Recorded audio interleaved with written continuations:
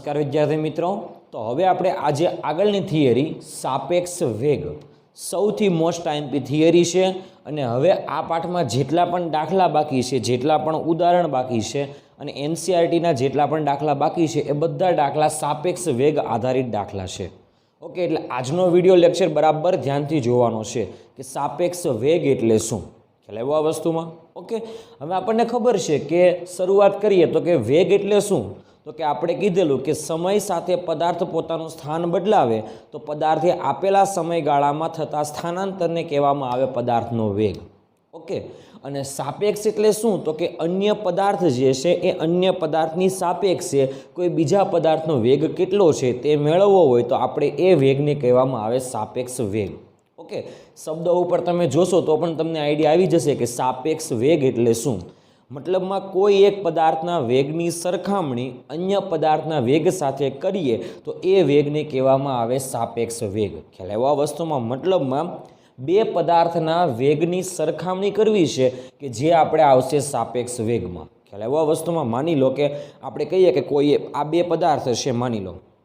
Okay, એમાં આ પદાર્થ ગતિ કરે છે, આ પદાર્થ પણ ગતિ કરે છે। આ પદાર્થની સાપેક્ષે આ પદાર્થનો વેગ કાં તો આના કરતાં ઓછો હોય, કાં તો આના કરતાં વધારે હોય અને કાં તો આના જેટલો જ હોય। ખ્યાલ આવ્યો? પણ ક્યારે ખબર પડે કોની સાપેક્ષે, તો કે આ પદાર્થના વેગની સાપેક્ષે આ પદાર્થનો વેગ કાં તો આના જેટલો પણ હોઈ શકે, કાં તો આના કરતાં વધારે પણ હોઈ શકે, કાં તો આના કરતાં ઓછો પણ હોઈ શકે। ખ્યાલ આવ્યો આ વસ્તુમાં? આ ત્રણમાંથી કોઈ એક હોઈ શકે। ઓકે, તો આ કોઈ એક પદાર્થની અન્ય પદાર્થના વેગ સાથેની સરખામણીને સાપેક્ષ વેગ કહી શકાય છે। એવું નહીં કે સાપેક્ષ વેગ જ આવે, આપણે આ પાઠમાં ટોટલ 3 થિયરી ભણી ગયા। સ્થાનાંતર પરથી વેગ સમજ્યા અને વેગ પરથી પ્રવેગ સમજી ગયા। ઓકે, તો આપણે સાપેક્ષ વેગ પણ ભણવાનું છે, સાપેક્ષ સ્થાનાંતર પણ ભણવાનું છે અને સાથે સાથે સાપેક્ષ પ્રવેગ પણ ભણવાનું છે। એટલે 3 વસ્તુ આવશે, સાપેક્ષ વેગ પણ આવી શકે, સાપેક્ષ સ્થાનાંતર પણ આવી શકે અને સાપેક્ષ પ્રવેગ પણ આવી શકે। ખ્યાલ આવ્યો આ વસ્તુમાં? ઓકે, આપણે આ પાઠની શરૂઆતમાં કીધેલું કે ગતિ જે છે ને, પદાર્થ ગતિમાં હોય તો ગતિ એ આપણે કીધેલું કે સાપેક્ષ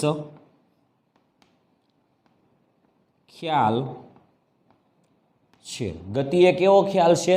સાપેક્ષ। કારણ કે આપણે કીધેલું કે કોઈ પણ પદાર્થ ગતિમાં છે તેમ ક્યારે કહેવાય, તો આપણે કીધેલું કે કોઈ પણ પદાર્થ સમયની સાપેક્ષે કોઈ ઉગમ બિંદુથી, એટલે ઉગમ બિંદુની પણ સાપેક્ષે પદાર્થ પોતાનું અંતર બદલાવતો હોય તો આપણે કહી શકાય કે પદાર્થ ગતિમાં છે। ઓકે, એટલા માટે આપણે કીધેલું કે ગતિ એ સાપેક્ષ ખ્યાલ છે। કોની સાપેક્ષે? તો કે પદાર્થ જે છે એ સંદર્ભ બિંદુની સાપેક્ષે, સંદર્ભ બિંદુની સાપેક્ષે પોતાનું સ્થાન સમય સાથે જો બદલાવતો હોય તો આપણે કીધેલું કે સાપેક્ષ એટલે પદાર્થ જે છે એ અન્ય કોઈ ઉગમ બિંદુની સાપેક્ષે ગતિમાં છે। ખ્યાલ આવ્યો આ વસ્તુમાં વિદ્યાર્થી મિત્રો? ઓકે, એટલા માટે આપણે આ થિયરીમાં પહેલું વાક્ય આવું પહેલું લખવું પડશે કે ગતિ જે છે એ ગતિ એ કેવો ખ્યાલ છે? સાપેક્ષ ખ્યાલ છે। ઓકે, એટલે વેગ પણ આપણે સાપેક્ષ વેગ પણ મેળવી શકાય છે। ખ્યાલ આવ્યો આ વસ્તુમાં? ઓકે, હવે આપણે આ થિયરી ભણવા માટે આપણે પહેલો શબ્દ ભણવો પડશે નિર્દેશ ફ્રેમ। ખાસ ધ્યાન આપજો, કઈ ફ્રેમ? નિર્દેશ ફ્રેમ। નિર્દેશ ફ્રેમ એટલે શું, તો પહેલાં આપણે એની વ્યાખ્યા આપી દઈએ, ત્યારબાદ એની સમજૂતી મેળવી લઈએ। આઈડિયા તો આવી જ જશે કે નિર્દેશ ફ્રેમ એટલે શું, તો કે વ્યાખ્યા પરથી તમને આઈડિયા આવશે કે અવલોકનકાર, અવલોકનકાર, અવલોકનકાર એટલે કે જે વ્યક્તિ કોઈ પણ ગાડી હોય, કોઈ પણ વસ્તુ હોય એ ગતિનું અવલોકન કરતો હોય તો એને કહેવામાં આવે અવલોકનકાર। તો અવલોકનકાર જે સ્થળેથી અને જે પરિસ્થિતિમાં પદાર્થની ગતિનું અવલોકન કરે છે તેને નિર્દેશ ફ્રેમ કહેવાય છે। નિર્દેશ ફ્રેમ કહેવાય છે। આ વ્યાખ્યા છે આપણી નિર્દેશ ફ્રેમ એટલે શું, તો તો કે નિર્દેશ ફ્રેમ એટલે શું? તો કે અવલોકનકાર જે છે એ જે સ્થળેથી અવલોકન કરે, જે પરિસ્થિતિ, એટલે પરિસ્થિતિ કેવી છે એના ઉપરથી, એટલે કઈ કન્ડિશન છે. ઓકે, આ શબ્દ ન લખો તો પણ એનો કોઈ ઇશ્યુ નથી, પણ આ શબ્દ ફરજિયાત લખવાનો કે અવલોકનકાર જે સ્થળેથી અવલોકન કરે તે સ્થળને કહેવામાં આવે નિર્દેશ ફ્રેમ. માની લો કે હું અહીંયા ઊભો છું ને કોઈ પદાર્થની ગતિનું વર્ણન કરું છું, તો હું ઊભો છું ક્યાં? તો કે જમીન ઉપર. તો જમીન એ કઈ ફ્રેમ થઈ? નિર્દેશ ફ્રેમ થઈ.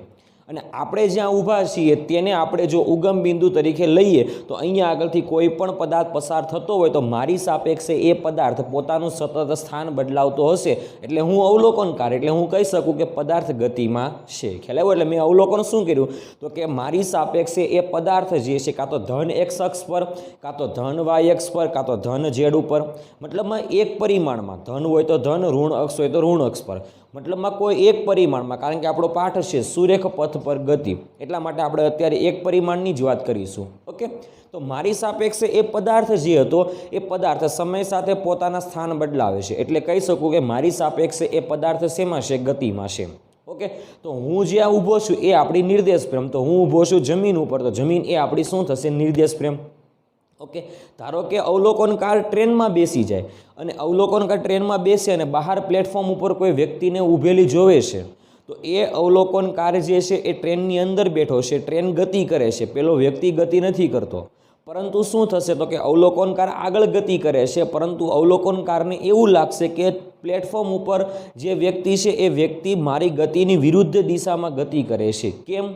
તો કે હું જ્યાં ઊભો છું, એટલે કે હું જ્યાં બેઠું છું, એટલે કે અવલોકનકાર જ્યાં બેઠો છે એટલે ટ્રેન છે, તો ટ્રેનને આપણે નિર્દેશ ફ્રેમ તરીકે લઈશું, કારણ કે આપણે નિર્દેશ ફ્રેમ ટ્રેનમાંથી એનું અવલોકન કરેલું છે. ખ્યાલ આવ્યો? એટલે ટ્રેન જે છે એ ટ્રેન આખી નિર્દેશ ફ્રેમ થશે. એટલે ખાસ યાદ રાખવાનું છે, નિર્દેશ ફ્રેમ એટલે શું? તો કે અવલોકનકાર જે સ્થળેથી અને જે પરિસ્થિતિએ અવલોકન કરે છે તેને આપણે શું કહીશું? નિર્દેશ ફ્રેમ. ઓકે, મતલબમાં વ્યક્તિ જે જગ્યાએથી અવલોકન કરે તે જગ્યાને કહેવામાં આવે નિર્દેશ ફ્રેમ. ખાસ યાદ રાખવાનું છે, શું કહેવામાં આવે? નિર્દેશ ફ્રેમ. અને સાપેક્ષ વેગની જો આપણે, અથવા સાપેક્ષ સ્થાનાંતર અથવા સાપેક્ષ પ્રવેગ, એનો જો આપણે ઉલ્લેખ કરવો હોય તો આપણે નિર્દેશ ફ્રેમ બરાબર રીતે ખ્યાલ હોવો જોઈએ. નિર્દેશ ફ્રેમ એટલે શું? તો કે કોઈ અવલોકનકાર છે એ અવલોકનકાર જે સ્થળેથી અને જે પરિસ્થિતિમાં પદાર્થની ગતિનું અવલોકન કરે છે તેને શું કહેવામાં આવે? નિર્દેશ ફ્રેમ કહેવામાં આવે છે. ખ્યાલ આવ્યો આ વસ્તુમાં? એટલે બરાબર ધ્યાનથી જોજો. ઓકે, માની લો કે હું તમને કોઈ એક એક્ઝામ્પલ આપી દઉં કે અહીંયા આગળ કોઈ એક અવલોકનકાર છે, માની લો. ઓકે, આ અવલોકનકાર છે એ જમીન ઉપર ઊભો છે, તો આમાં નિર્દેશ ફ્રેમ કઈ થશે? જમીન થશે. ઓકે, માની લો કે બે પદાર્થ છે, ખાસ ધ્યાન આપજો. કોઈ એક પદાર્થ જે છે એ આ દિશામાં ગતિ કરે છે, માની લો. ઓકે, આ એ પદાર્થ છે અથવા એ કોઈ પણ ગતિ કરતો પદાર્થ છે એ આ દિશામાં ગતિ કરે છે, એનો વેગ છે VA. ખ્યાલ આવ્યો? હવે એની આગળ કોઈ બીજો પદાર્થ છે કે જેનો વેગ વધારે છે, એટલે એ આગળ થઈ ગયો છે, એટલે આનો વેગ જે છે એ VB કહી દઉં. એ પણ પદાર્થ એ જે દિશામાં ગતિ કરે છે એ જ દિશામાં ગતિ કરે છે. પરંતુ ધ્યાનથી જોજો, જમીનની સાપેક્ષે પદાર્થ બી છે એ દૂર છે, એટલા માટે એવું લાગશે કે સમય સાથે આ જમીનની સાપેક્ષે જમીન ઉપર ઊભેલો અવલોકનકાર જે છે એ જોશે કે સમયની સાપેક્ષે આ પદાર્થ બી છે એ પદાર્થ બી વધારે અંતર કાપે છે, એટલા માટે એનો વેગ વધારે છે, અને પદાર્થ એ ઓછું અંતર કાપે છે, માટે એનો વેગ કેવો છે? ઓછો છે. ખ્યાલ આવ્યો આ વસ્તુમાં? ઓકે, તો આપણે આવું કહી શકાય. કોની સાપેક્ષે? તો કે અવલોકનકારની સાપેક્ષે. અવલોકનકાર ક્યાં ઊભો છે? તો કે જમીન ઉપર. ખ્યાલ આવ્યો આ વસ્તુમાં? એટલા માટે આપણે આવું કહી શકાય કે અહીંયા આગળથી આ જે અંતર છે ને એ અંતરને હું કહી દઉં, ધ્યાનથી જોજો, કોની સાપેક્ષે?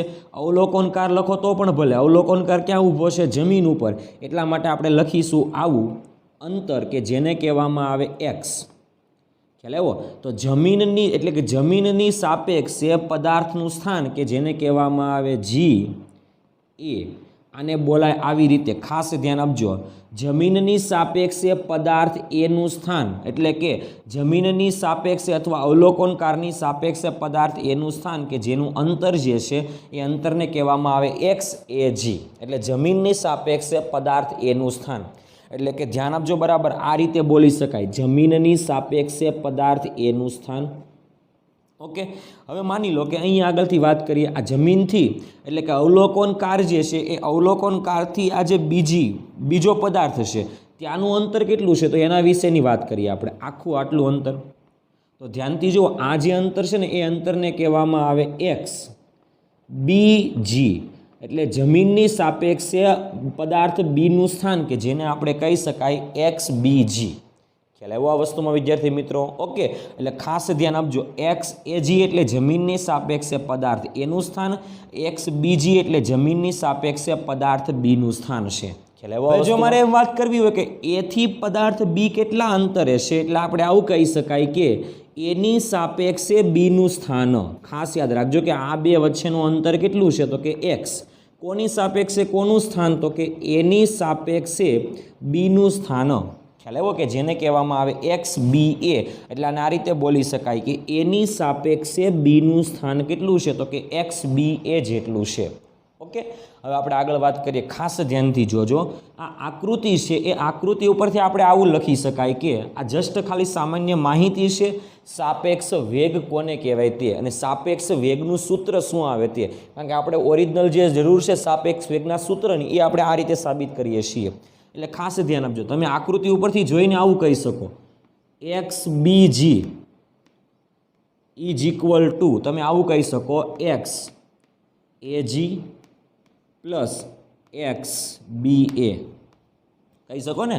એટલે કે જમીનની સાપેક્ષે પદાર્થ બીનું સ્થાન એટલે શું તો કે જમીનની સાપેક્ષે એનું સ્થાન પ્લસ એની સાપેક્ષે બીનું સ્થાન. મતલબમાં આ જમીનની સાપેક્ષે બીનું સ્થાન એટલે શું તો જમીનની સાપેક્ષે એનું સ્થાન અને એની સાપેક્ષે બીનું સ્થાન, તો આની સાપેક્ષે આનું સ્થાન પ્લસ આની સ્થાનની સાપેક્ષે આનું સ્થાન. ખ્યાલ આવ્યો આ વસ્તુમાં? એટલે બંનેનો સરવાળો થઈ ગયો એ તો આપણને ખબર છે, નકર આકૃતિ ઉપરથી જોઈને પણ લખી શકાશે. ઓકે, હવે આપણે એક કામ કરીએ, આ એક્સ બી એને સૂત્રનો જો કરતા બનાવીએ એક્સ બી એ, તો આરામથી આ જે સ્ટેપ છે એને સામે જવા દઈએ એટલે આપણું સૂત્ર આવું બને એક્સ બી જી માઇનસ એક્સ એ જી. ઓકે, આ જે સમીકરણ છે ને એ સમીકરણ કોનું છે તો કે અંતર, મતલબમાં એ અને બી પદાર્થ જે છે અહીંયા આગળનો મતલબ એવો કે આ બે પદાર્થ વચ્ચેનું અંતર એટલે શું તો કે આના અંતરમાંથી આનું અંતર બાદ કરી દેવાનું. ઓકે, મતલબમાં આ અંતરનું જે સમીકરણ છે. હવે આ જે સમીકરણ છે તો આ સમીકરણને આપણે સમયની સાપેક્ષે વિકલન કરી દઈએ તો માટે કહી શકાય કે આ સમીકરણનું સમયની સાપેક્ષે વિકલન કરતા તો ધ્યાનથી જોજો ડી અપોન ડીટી સમયની સાપેક્ષે આનું વિકલન કરવાનું છે એક્સ બી એ. ઓકે, આ ખાલી જસ્ટ નામ છે, બાકી આપણે શું કરવાનું છે સમયની સાપેક્ષે અંતરનું વિકલન is equal to d upon dt કાઉન્સમાં એક્સ બી જી કાઉન્સ પૂરો માઇનસ ડી અપોન ડીટી કાઉન્સમાં એક્સ એ જી. ખ્યાલ આવ્યો આ વસ્તુમાં? હવે સમયની સાપેક્ષે અંતરનું તમે વિકલન કરશો તો તમને મળશે કઈ રાશિ તો કે આપણે કીધેલું તે પ્રમાણે સમયની સાપેક્ષે અંતરનું એકવાર વિકલન કરો તો આપણને મળશે વેગ. માટે આ આપણે સમયની સાપેક્ષે એક્સ બી એનું જો આપણે વિકલન કરીએ તો આપણને મળશે વેગ. કેટલો મળશે? વી બી એ જેટલો.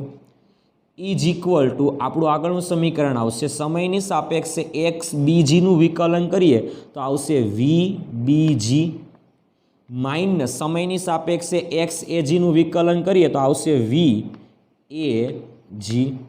ખ્યાલ આવ્યો આ વસ્તુમાં? ઓકે, એટલે આનો મતલબ એવો થાય કે એની સાપેક્ષે બીનો વેગ ઇઝ ઇક્વલ ટુ જમીનની સાપેક્ષે બીના વેગમાંથી જમીનની સાપેક્ષે એનો વેગ બાદ કરી દેવાનો. ઓકે, હવે આપણને ખબર છે કે જમીન કેવી છે? સ્થિર. એટલે જમીન એટલે કે અવલોકનકાર ગતિ કરશે નહીં, એટલે જમીનનો વેગ આપણે 0 લઈ લઈએ હંમેશા. ખાસ યાદ રાખવાનું છે, કારણ કે જમીન તો ગતિ કરશે નહીં, એટલે જમીનનો વેગ 0 લઈએ એટલે કે આપણે કહી શકાય આવું કે વી બી એ ઇઝ ઇક્વલ ટુ જમીનની સાપેક્ષે બીનો વેગ એટલે આપણે એવું કહી શકાય કે બીનો વેગ. ખ્યાલ આવ્યો?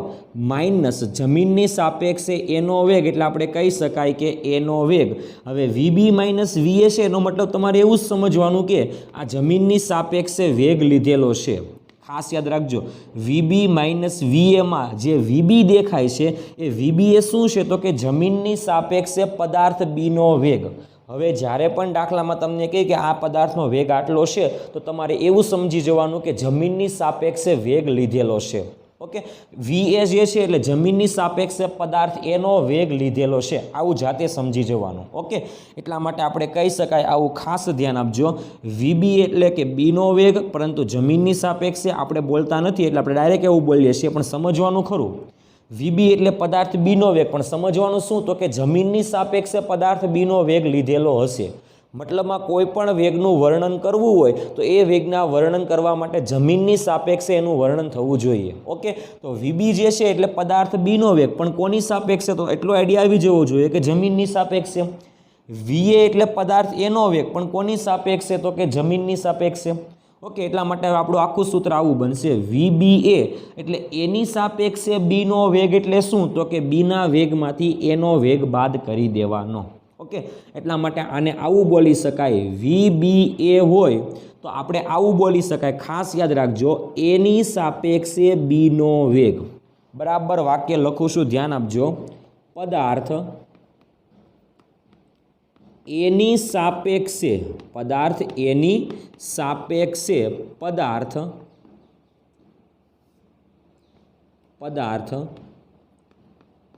બીનો વેગ, બીનો વેગ આવું પણ બોલી શકાય. અહીંયા આગળથી પણ ઓળખી જવાનું કે એની સાપેક્ષે બીનો વેગ, અથવા તમારે આવું બોલી જવાનું કે એની સાપેક્ષે બીનો વેગ, વીબી માઇનસ વીએ હોય તો પાછળવાળા વેગની સાપેક્ષે આગળવાળાનો વેગ.